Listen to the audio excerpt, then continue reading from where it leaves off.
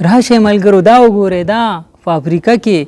243 کسانو په یو ځای باندې اسلام قبول کو ماشاءالله ورته ولیکئ دا ویډیو وګورئ بیا خبرې کوو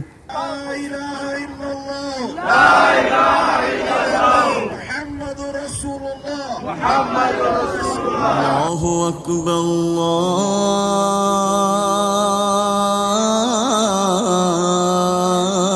الله أكبر हमें अल्लाह पाक ने पैदा किया है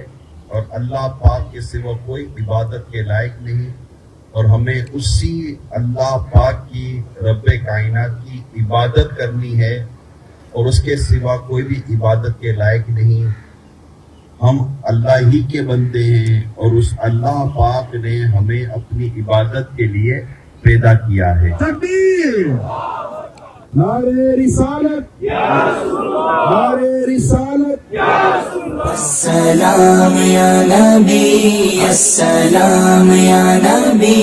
السلام يا نبي ملګرو زموږ دپاره ډیره د فخر او د خوشحالۍ خبره ده چې په افریقا کې 243 کسانو اسلام قبول کو او دا کلمه وی چې لا اله الا الله محمد رسول الله ملګرو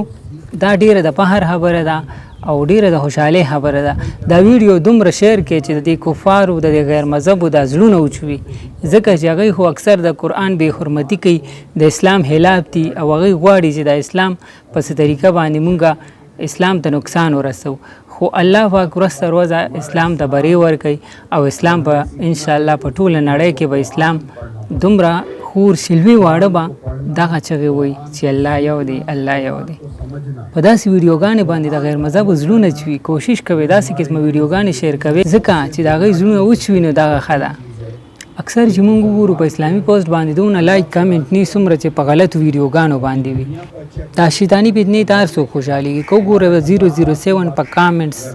او په لایک باندې که تاسو نظر واچوئ نو بې شمېره خلک هغه دې ته تیار ناست نو ملګرو دا ویډیو به د چا د کس ته شیر کوو